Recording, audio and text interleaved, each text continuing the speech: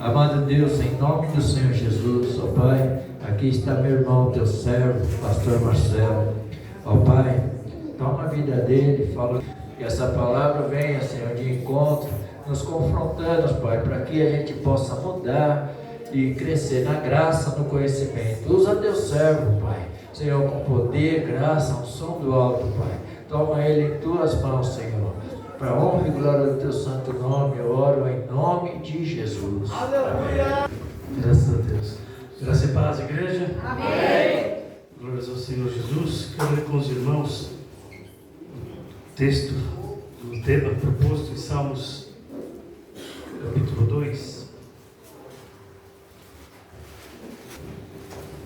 versículo 8, e diz assim: Pede-me, e eu te darei as nações por herança, e os confins da terra por tua possessão. Graças a Deus. Tome assento, por gentileza.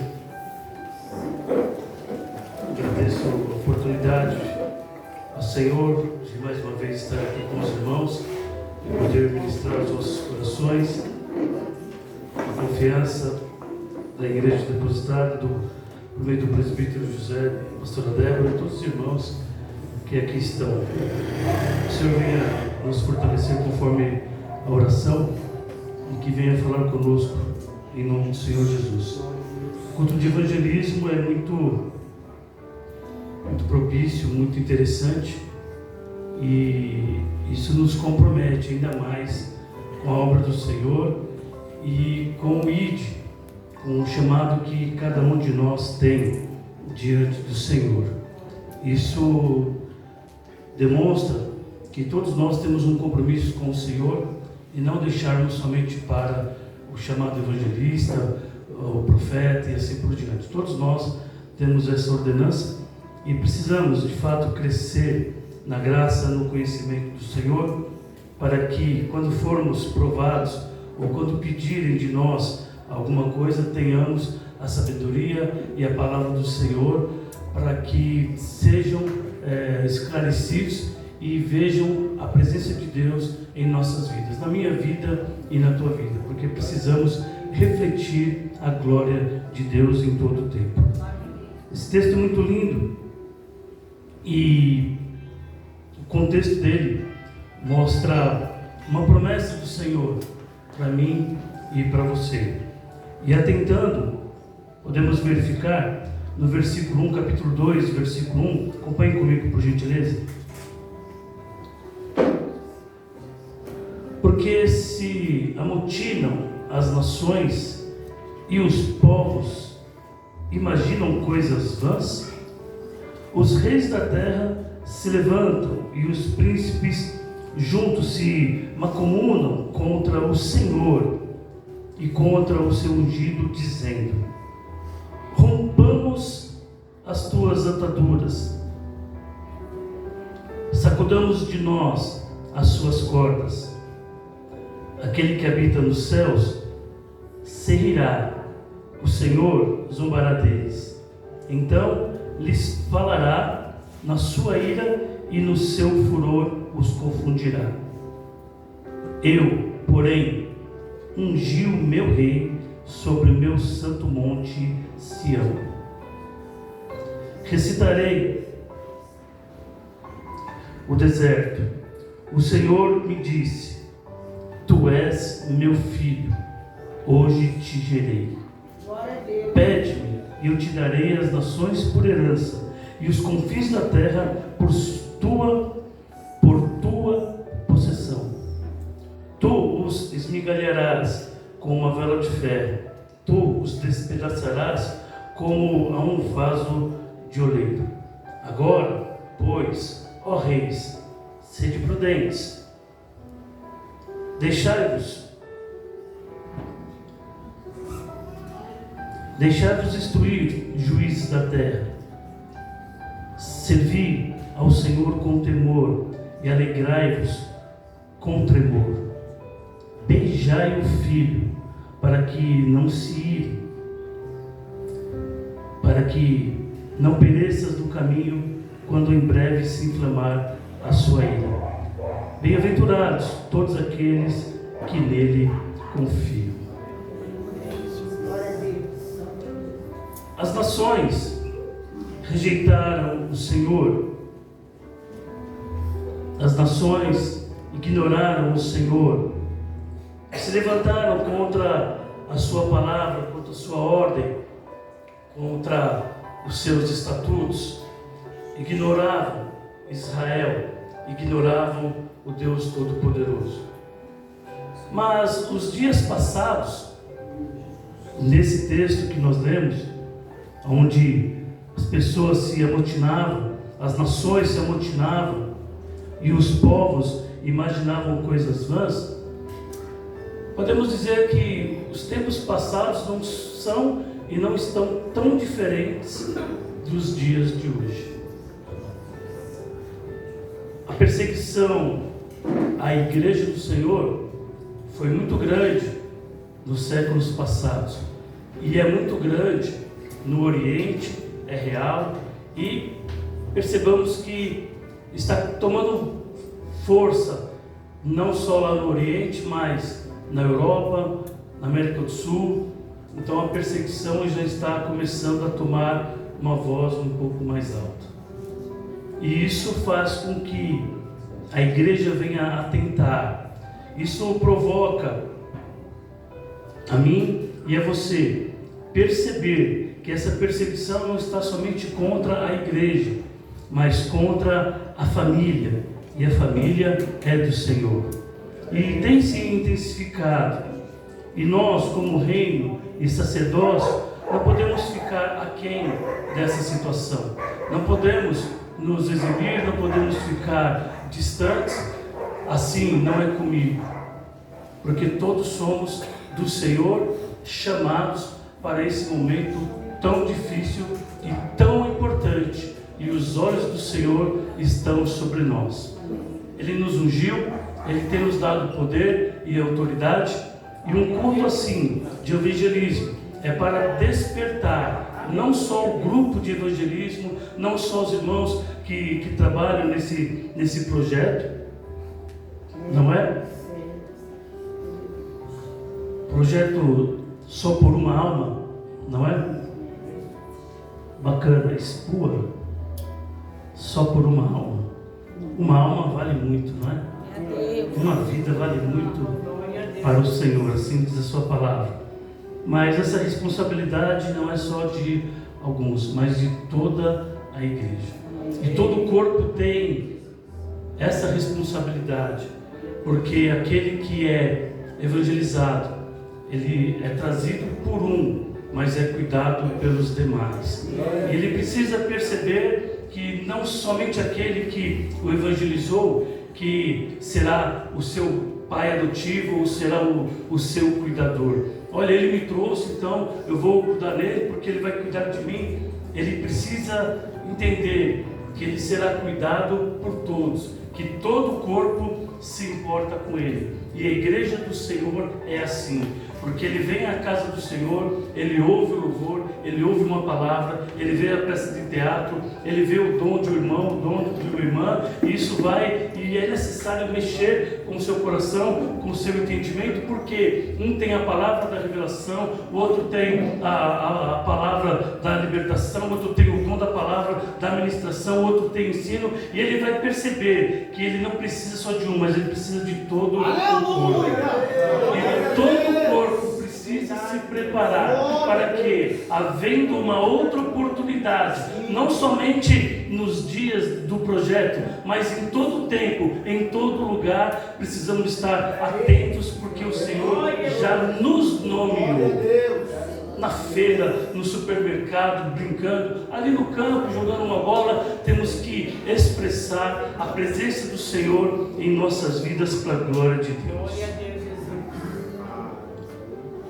A perseguição de fato tem sido grande, mas nesse texto aqui, a partir do versículo 4 e 8, mostra que o Senhor, diz aqui que o Senhor, Ele ri dessas pessoas, dessas nações.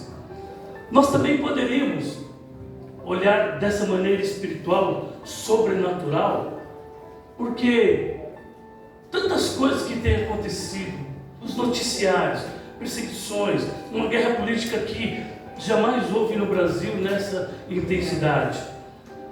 Aí a pessoa olhar só por um lado político não é uma inteligência muito boa, não é algo, sabe?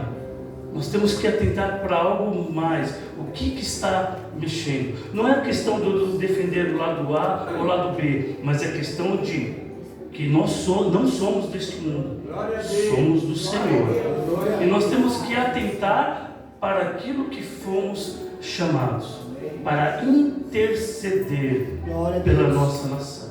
Temos que interceder para que estejamos bem. No mundo teremos aflições. A grande questão é interceder para que mais vidas sejam salvas. E as que estão, permaneçam. Porque perder a vida é algo dolorido, é algo ruim. Mas pior aquele que perde a vida sem conhecer o Senhor, sem ter o seu nome no livro da vida. E o evangelismo não é somente para encher a igreja, para tomar as cadeiras, para ter um número maior de dizimistas e ofertantes, para ter um rol maior de membros. Não, é um número maior no livro do Senhor. E isso requer um preparo meu e teu, porque nós temos que cuidar, nós temos que expressar. E quando formos questionados, falamos aqui há pouco, nós tenhamos a palavra de sabedoria para confortar cada irmão. Porque eles vão pedir, eles querem saber por que Jesus morreu por mim. Por causa dos meus pecados. E o que mais? Ele morreu por causa dos nossos pecados. Sim, você já falou, mas o que mais? Nós éramos pecadores. E o que mais? Não nos pode faltar respostas. E para isso nós temos que meditar. É bom assistir um bom filme, é bom se alegrar, ter tempo para todas as coisas, mas meditar, buscar, estar sempre preparado é algo que o Senhor tem exigido de mim e de você. Poderíamos rir dessas situações, poderíamos também anotar, mas o Senhor, Ele conhece as fraquezas dos ignorantes. O Senhor sabe disso. E hoje, nos dias de hoje, a diferença é que a misericórdia prevalece e Ele não leva em consideração o tempo da ignorância. Aqueles que nos perseguem amanhã podem ser aqueles que estarão segurando este microfone e ministrando a palavra de Deus. Aquele que não tem valor algum, amanhã ele pode estar aqui louvando, exaltando e sendo mais do que evangelista, sendo um profeta, porque não sabemos se ele é um escolhido, se ele é aquele do Senhor mesmo, nós não sabemos. E julgamos muitas vezes pela forma humana, e não podemos ser assim jamais. Deus, Ele conhece a fraqueza de cada um e conhece também a nossa. E no versículo 5, inicia uma promessa e diz assim, acompanhe por favor: então lhes falará. Então lhes falará. Então o Senhor não fala, Ele vai o quê? Vai falar. O que Ele vai falar? Olhando nesse texto, nesses salmos de Davi, o que Ele está profetizando? Não é para agora, é para um tempo determinado pelo Senhor. Davi não está ministrando para o seu tempo, para o seu reino ali, naquele momento. Ele já está profetizando. É algo poderoso, sobrenatural. Então o Senhor, Ele falará. Glória a Deus. Eu, porém, ungi o meu rei sobre o meu santo monte Sião. Davi não tem a sua soberba, tampouco prepotência, mas a humildade. E ele não está falando de si. Deus ungiu o seu rei, tipo falando de mim, eu sou o seu ungido. Não. Ele está já apontando, profetizando para aquele que há de vir. Ele já está falando de um rei todo-poderoso. Bendito seja o nome do Senhor. E na sequência, recitarei o decreto. Qual decreto? O Senhor me disse. Qual decreto? Tu és meu filho e hoje te gerei. Não está falando de mim, Davi, está falando de alguém que eu não conheço, mas o Senhor, Ele falará, e essas nações perceberão e verão o Senhor. Não essas nações de hoje, mas também as que estarão um dia do mesmo jeito, perseguindo a casa do nosso Deus. Então o Senhor dirá para esse filho: pede-me, e eu te darei as nações por herança, e os confins da terra por tua possessão.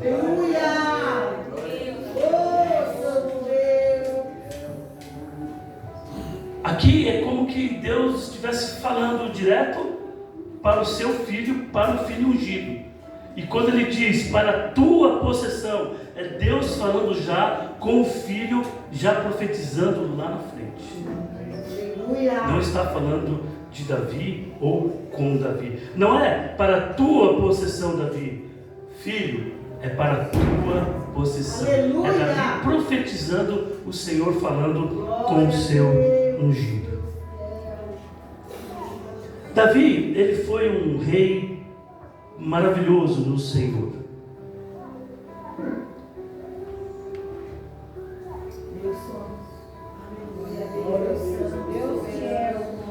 E ele guardou o reino de Israel, resistindo aos filisteus, aos demais povos que perseguiam, mas o seu trabalho foi na manutenção do reino de Israel, na manutenção de tomar as terras que eram de Israel e ainda não haviam sido tomadas, e impedir que os filisteus tomassem as terras que eram de Israel, e muitas dessas guerras por conta do próprio Israel, por conta do pecado. Davi não foi como os grandes reis que nós já ouvimos falar, para a expansão do reino, para conquistar novas terras, mesmo porque as terras do povo de Israel já foram estabelecidas pelo Senhor. As terras que eram de Israel, o Senhor já havia determinado e diz: esta terra é para Zebulon, esta terra é para Dan, esta terra... As 12 tribos, cada um tinha já a sua possessão, a sua herança. Então não foi trabalho de Davi sair para conquistar outras terras, como foi Nabucodonosor, como foi o rei Dario, como foi Gengis Khan, por exemplo, um dos maiores conquistadores da história. O próprio Nabucodonosor, falamos aqui, não foi essa a intenção. Alexandre o Grande, outro conquistador muito grande, saiu. Os vikings, que saíram também para conquistar terras, a Inglaterra e assim por diante. Davi, ele tinha algo aqui: estabelecer o reino. O trono que o Senhor disse, Davi estabelece o reino, porque Davi tem um coração segundo o meu coração. Davi estabelece o reino na terra, mas também estabeleceu um reino espiritual. Assim como Abraão, ele estabelece o princípio da igreja, o formato para a salvação, para que pudéssemos chamar o seio de Abraão e a sua descendência, e a promessa do Senhor, e toda a linhagem que veio de Isaac e depois de Jacó, e em Judá a promessa, o cetro estendido e a linhagem de Judá para chegar até em Jesus, algo maravilhoso preparado pelo Senhor. Bendito seja o nosso Deus. E Davi, ele faz parte desta linhagem, por isso um amor tão grande. E de quem ele veio? De Raabe, de quem mais? De Ruth, que se casou com Boaz. Olha que coisa maravilhosa. E o Senhor preservando. O Senhor nos deu oportunidade nesses dias, nesse texto, e a importância da tua linhagem, a importância da tua família. Não atentamos para o nosso antepassado. Quem foram os nossos pais, os avós, bisavós, não temos como alterar. Mas no Senhor, nesta palavra, nesta promessa, eu creio, nós podemos mudar daqui para frente. Porque nos foi dado poder e autoridade.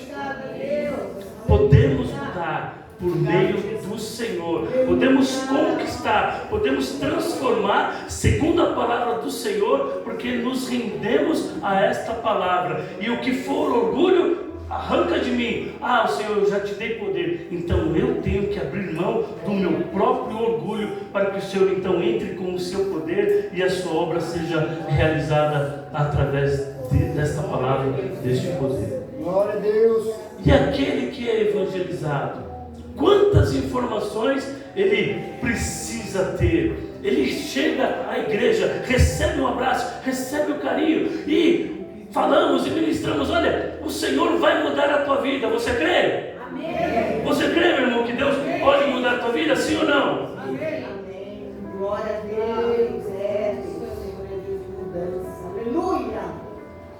Amanhã estarão todos prontos e formados. Vai ser assim? Glória a Deus. Vai ser assim? Não vai, meu irmão. Não vai ser assim. Mas precisamos ministrar para eles. Deus já deu a graça. Glória a Deus. Tu, porém, te converte. Aleluia. Ouça a palavra. Não endureça o coração quando ouvir a palavra do Senhor. Tem que ser obediente. Só para o novo convertido?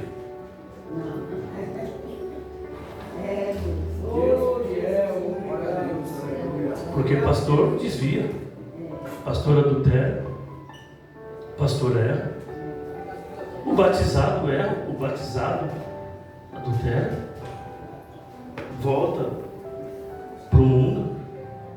Que satisfação é nisto? Depois de tanto trabalho, de tantas visitas, tantos cuidados, por que caiu?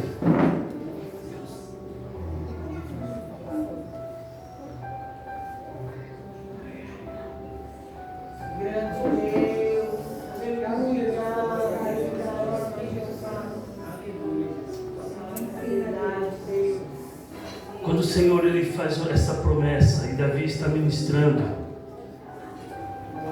e nós lemos aqui: Tu és meu filho, hoje te gerei. Essa promessa é também feita por Isaías, lá no capítulo